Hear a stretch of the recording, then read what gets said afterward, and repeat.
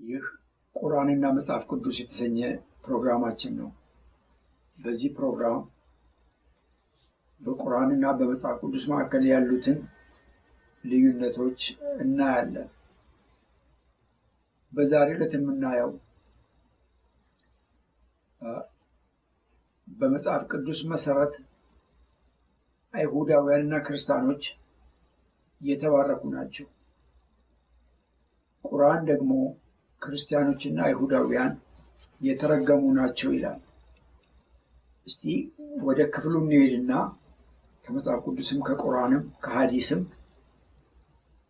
አንብበን ሐሳቡን አይተን የየትኛው መጽሐፍ ይሆን ትክክለኛው ብለን ፍርዱ ለእናንተ እንተዋለን። በዘዳግም ምዕራፍ 33 ቁጥር 29 ላይ የእግዚአብሔር ቃል እንደዚህ ያለ መጽሐፍ ቅዱስ እስራኤል ሆይ ምስጉን ነህ፣ በእግዚአብሔር የዳነ ሕዝብ እንዳንተ ማን ነው? እስራኤል ሆይ ምንድን ነህ? ምስጉን ነህ።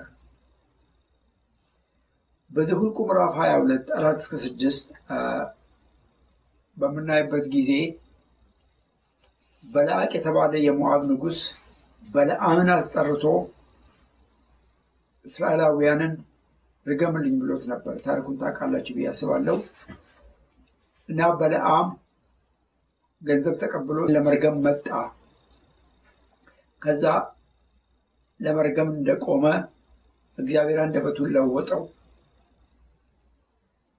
እንደዚህ ይላል፣ እባክና ርገምልኝ፣ አንተ የመረቅከው ምሩቅ የረገምከው ርጉም እንደሆነ አውቃለሁና ብሎ ይጠሩት ዘንድ መልእክተኞችን ላከ። በለዓቅ በለዓምን አስመጣ። ከዛ በኋላ በለዓም እስራኤላውያንን ለመርገም ሲቆም አንደበቱ ተለወጠ። እንደዚህ አለ፣ በለዓቅ ከአራም አመጣኝ፣ የሞዓብ ንጉሥ ከምስራቅ ተራሮች፣ ና ያዕቆብን ርገምልኝ፣ ና እስራኤልን ተጣላልኝ ብሎ እግዚአብሔር ያልረገመውን እንዴት እረግማለሁ? እግዚአብሔር ያልተጣላውን እንዴት እጣላለሁ? እግዚአብሔር ያልረገመውን እንዴት እረግማለሁ? እግዚአብሔር ያልተጣላውን እንዴት እጣላለሁ ብሎ በለዓም ተናገረ። በዚሁ ምዕራፍ ወደ ቁጥር 20-23 ብናይ ምን አለ በለዓም? እነሆ ለመባረክ ትእዛዝን ተቀብያለሁ። ማንን ለመባረክ? እስራኤልን ለመባረክ ትእዛዝ ተቀብያለሁ። እግዚአብሔር ይመስገን። እርሱ ባርኳል፣ እመልሰውም ዘንድ አልችልም። በያዕቆብ ላይ ክፋትን አልተመለከተም፣ በእስራኤልም ጠማምነትን አላየም። በያዕቆብ ላይ አስማት የለም፣ በእስራኤል ላይ ሟርት የለም ብሎ የእግዚአብሔር ቃል እስራኤላውያን የተባረኩ መሆናቸውን የብሉይ ኪዳን መጽሐፍ ያረጋግጣል። በገላትያ ምዕራፍ 3 ቁጥር 13 ላይ የእግዚአብሔር ቃል እንደዚህ ይላል፣ በእንጨት የሚሰቀል ሁሉ የተረገመ ነው ተብሎ ተጽፏልና ክርስቶስ ስለኛ እርግማን ሆኖ ከሕግ እርግማን ዋጀን። ከአዳም ኃጢአት የተነሳ ከሔዋን ኃጢአት የተነሳ ምን ነበር? የተረገመ። ክርስቶስ ግን በእኛ ፋንታ ሞቶ ለኃጢአታችን ከእርግማን ምን አደረገን? ያለው እዚህ ቦታ ከሕግ እርግማን ዋጀን፣ ከእርግማን ነፃ አወጣን። በኤፌሶን ምዕራፍ 1 ቁጥር 3 ላይ በክርስቶስ በሰማያዊ ስፍራ በመንፈሳዊ በረከት ሁሉ የባረከን የጌታችን ኢየሱስ ክርስቶስ አምላክና አባት ይባረክ ይላል። በሰማያዊ ስፍራ በመንፈሳዊ በረከት ሁሉ የባረከን የጌታችን ኢየሱስ ክርስቶስ አምላክና አባት ይባረክ።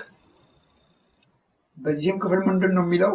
እግዚአብሔር ክርስቲያኖችን እንደባረከ በመንፈሳዊ በረከት፣ ያው በሰማያዊ በረከት። ክርስቲያኖች በክርስቶስ ከማመናቸው የተነሳ ምንድን ናቸው? ብሩካን ናቸው፣ የተባረኩ ናቸው እንደ መጽሐፍ ቅዱስ አስተምህሮ። አሁን ደግሞ ወደ ቁርአን እንሄዳለን።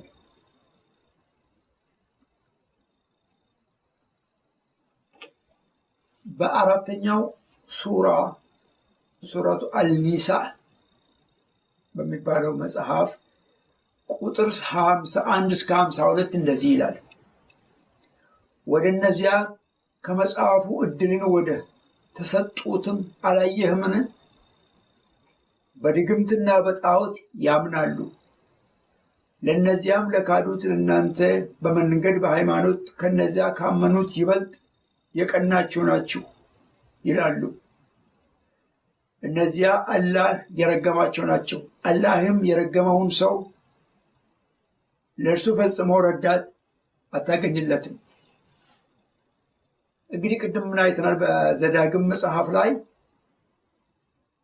ሟርት የለም ይላል በእስራኤል ላይ። በዚህ ቦታ ደግሞ ድግምት አለባቸው፣ ድግምትን ነው የሚከተሉት፣ ጣዖትን ነው የሚከተሉት እያለ እስራኤላውያንን ቁርአን ደግሞ ሲከስ እናያለን። አሁንም ወደ ሱራ 5 እንሄዳለን። ይህ ሱረቱ አልማኢዳ ይባላል። ቁጥር 13 ላይ ያለውን እናያለን። አምስተኛ ሱራ 5 ቁጥር 13 ቃል ኪዳናቸውንም በማፍረሳቸው ረገምናቸው፣ ልቦቻቸውንም ደረቆች አደረግን። እንግዲህ በዚህ ቦታ አላህ ነው የሚናገረው። ምን አለ? ቃል ኪዳናቸውን በማፍረሳቸው ምን አደረግናቸው? ረገምናቸው፣ ልቦቻቸውንም ደረቆች አደረግን ይላል። ይህ ስለ እስራኤላውያን በቁርአን የተነገረ ቃል ነው። ቃል ኪዳን እንዳልጠበቁ እግዚአብሔር አላህም እንደረገማቸው ይናገራል። አሁን ደግሞ ወደ ሐዲስ እንሄዳለን። በሐዲስ ምዕራፍ 60 ቁጥር 3454 ላይ እንደዚህ ይላል። የአላህ እርግማን በአይሁዶችና በክርስቲያኖች ላይ ይሁን፣ ምክንያቱም በነቢያቶቻቸው መቃብር ላይ የአምልኮ ቦታዎችን ይገነባሉ። በሌላ ቦታም ተጠቅሰዋል። በምዕራፍ 8 436ኛው ቁጥር ላይ ይሄ ነገር ተደግሞ እናያለን። ምንድን ነው የምለው በዚህ ቦታ በሐዲስ ውስጥ አይሁዳውያንና ክርስቲያኖች በነቢያቶቻቸው መቃብር ላይ የአምልኮ ቦታን ገነቡ፣ ከዚህም የተነሳ የተረገሙ ናቸው ይላል። ለመሆኑ መቼ ነው አይሁዳውያን የአምልኮ ቦታ በነቢያት መቃብር ላይ የገነቡት? እንግዲህ እስራኤላውያን አንድ የአምልኮ ቦታ ነው የነበራቸው፣ ያውም ቤተ መቅደሱ ነው። ከዛ ውጭ ሌላ ምኩራብ እንጂ ሌላ የአምልኮ ቦታ የላቸውም። ለእነሱ ማዕከል የሆነው የአምልኮ ቦታ ዛሬ አላስካ መስጊድ ያለበት ቤተ መቅደስ፣ የፈረሰው ቤተ መቅደስ ያ ቦታ ነው። ዳዊት ከኦርና ላይ የገዛው መሬት ማለት ነው። እና በነቢያት መቃብር ላይ የአምልኮ ቦታ መገንባታቸውን በመጽሐፍ ቅዱስ ውስጥ እኔ እስካሁን አላነበብኩኝም። በአዲስ ኪዳን ደግሞ በምናይበት ጊዜ ቤተ ክርስቲያን ማለት የምዕመናን ስብስብ ነው፣ ህንፃ ምናምን አይደለም። ግን በዚህ ቦታ ምን ይላል? ክርስቲያኖችም የአምልኮን ቦታ ገነቡ ይላል። የትኛው ቤተ ክርስቲያን ነው? በነቢያት በአዲስ ኪዳን ነቢያት መቃብር ላይ የቆመ ቤተ ክርስቲያን የትኛው ነው? ይህንን የሚያብራራ አካል ይኖር ይሆን? ወይንስ ነገሩ ስም ማጥፋት ነው? ምክንያቱም ማስረጃ ሊኖርት ይገባል። ይሄ ነገር ሆኖ ከሆነ በዚህ ጊዜ በዚህ ቦታ እንደዛ ተደርጓል የሚባል ነገር ቢኖር ጥሩ ነው። ደግሞም ቢሆን አይሁዳውያን ለምሳሌ በነቢያቶቻቸው መቃብር ላይ ቢገነቡ እንኳን ለዛ ነቢይ መታሰቢያነት ተብሎ ሊመሰገኑ ይገባል። በአዲስ ኪዳንም ቢሆን መቃብር ላይ ቤተክርስቲያን ቢገነባ ምን ማለት ነው? የዛ ሰው ታሪክ እንዳይጠፋ በማሰብ ነው ተብሎ ሊመሰገኑ ይገባል። ግን እስካሁን ድረስ በአይሁድም ታሪክ በቤተክርስቲያንም ታሪክ በነቢያቶች ላይ የተመሰረተ የቆመ ሕንፃ እኔ እስካሁን አላየሁኝም። እንግዲህ እንዳያችሁት ወደ ማጠቃለል ልምጣና መጽሐፍ ቅዱስ ምን ይላል? አይሁዳውያን እና ክርስቲያኖች የተባረኩ ናቸው ይላል። በአዲስ ኪዳን አይሁዳውያን፣ በአዲስ ኪዳን ደግሞ በብሉይ ኪዳን አይሁዳውያን፣ በአዲስ ኪዳን ደግሞ ክርስቲያኖች የተባረኩ ናቸው ይላል። ክፍሉን አይተናል። ቁርአን ደግሞ የዚህ ተቃራኒ ነው የሚናገረው፣ የተረገሙ ናቸው ይላል። እንግዲህ ወገኖቼ የትኛው መጽሐፍ ይሆን ትክክለኛው? ሁለቱም መጽሐፎች ከአንድ አምላክ መጡ ለማለት ያስቸግራል። ምክንያቱም